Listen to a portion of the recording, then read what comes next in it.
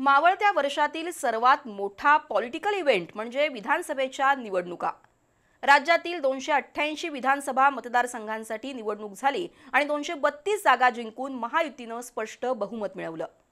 कोल्हापूर जिल्ह्यातही महायुतीने सर्व म्हणजे 10 जागा जिंकून महाविकास आघाडीचा धुव्वा उडवत जिल्हा काँग्रेस मुक्त केला। दरम्यान महायुतीच्या मंत्रिमंडळात जिल्ह्यातील 2 नेत्यांना स्थान मिळालं, त्यामुळे काही इच्छुक नाराज झाले तर मुश्रीफ आणि आबिटकर समर्थकांनी जल्लोष केला।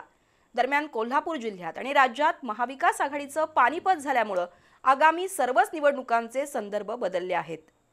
2024 या मावळत्या वर्षात राज्याच्या विधानसभा निवडणुका पार पडल्या। सरत्या वर्षातील ही सर्वात मोठी बातमी म्हणता येईल, कारण महाविकास आघाडीला चारी मुंड्या चित करून महायुतीनं एकतर्फी आणि निर्विवाद यश मिळवलंय। त्यामुळे कोल्हापूरसह राज्यातील राजकीय संदर्भ बदललेले आहेत। विशेष म्हणजे या निवडणुकीत जिल्ह्यातील 10ही जागांवर महायुतीनं बाजी मारली। महाविकास आघाडीला एकही जागा जिंकता आली नाही।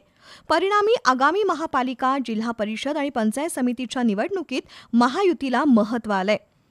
एकीकडे मावळत्या वर्षातील विधानसभा निवडणुकीच्या उमेदवारीवरूनच अनेक बातम्या रंगल्या।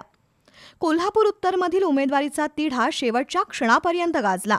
शिवसेनेकडून राजेश क्षीरसागर यांना उमेदवारी मिळाली, पण ऐनवेळी मधुरिमा राजे छत्रपती यांनी उमेदवारी अर्ज माघारी घेतला आणि कोल्हापूरच्या राजकारणात खळबळ उडवून दिली।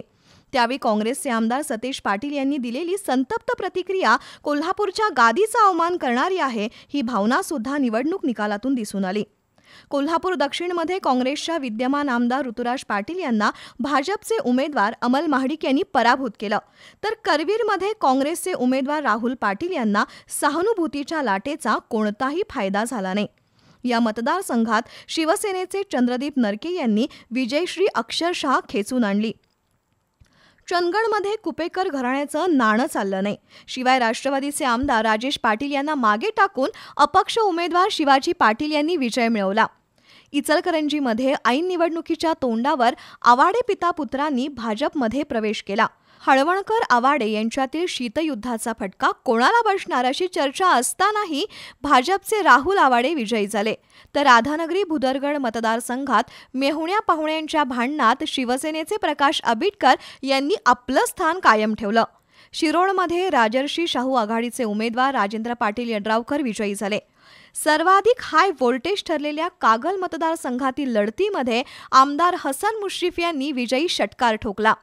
भाजपला रामराम ठोकून राष्ट्रवादी काँग्रेस शरद पवार गटात गेलेल्या समजितसिंह घाटगे यांनी चांगली लढत दिली, पण त्यांना पराभव स्वीकारावा लागला। पन्हाळा शाहूवाडी मतदारसंघात जनसुराज्याचे विनय कोरे यांनी गड राखला, तर हातकणंगलेमध्ये जनसुराज्य शक्ती पक्षाचे अशोक माने यांनी लक्षवेधी विजय मिळवला। या निवडणुकीच्या प्रचारासाठी अनेक राज्य आणि राष्ट्रीय पातळीवरचे नेते कोल्हापुरात येऊन गेले। मावळत्या वर्षातील दिवाळीनंतरचे 15 दिवस केवळ निवडणुकीचीच हवा होती, पण त्यात महायुतीनं भरघोस यश मिळवलंय। त्यामुळे आम्ही दगड उभा केला तरी तो निवडून येईल असा दावा करणाऱ्या काँग्रेसचा भ्रमाचा भोपळा फुटला। दुसरीकडे निकालानंतर दीर्घकाळ लांबलेल्या महायुतीच्या मंत्रिमंडळात नामदार हसन मुश्रीफ आणि प्रकाश आबिटकर यांना कॅबिनेट मंत्रिपदं मिळाली, पण त्याचवेळी मंत्रिपदासाठी इच्छुक असलेले कोरे, यड्रावकर आणि क्षीरसागर यांचा मात्र अपेक्षाभंग झाला।